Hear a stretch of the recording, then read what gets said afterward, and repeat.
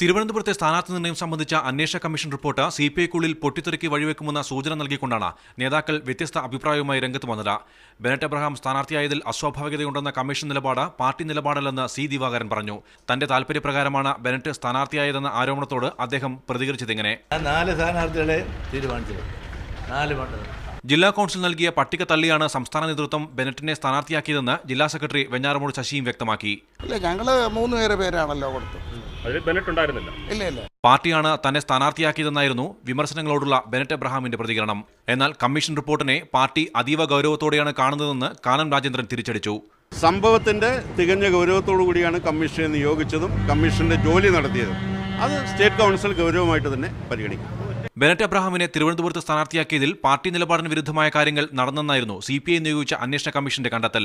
ഇന്നത്തെ എക്സിക്യൂട്ടീവ് യോഗത്തിലും നാളെ ആരംഭിക്കുന്ന കൗൺസിൽ യോഗത്തിലും ചർച്ച ചെയ്ത ശേഷമായിരിക്കും റിപ്പോർട്ടിന്മേൽ നേതൃത്വം അന്തിമ തീരുമാനമെടുക്കുക.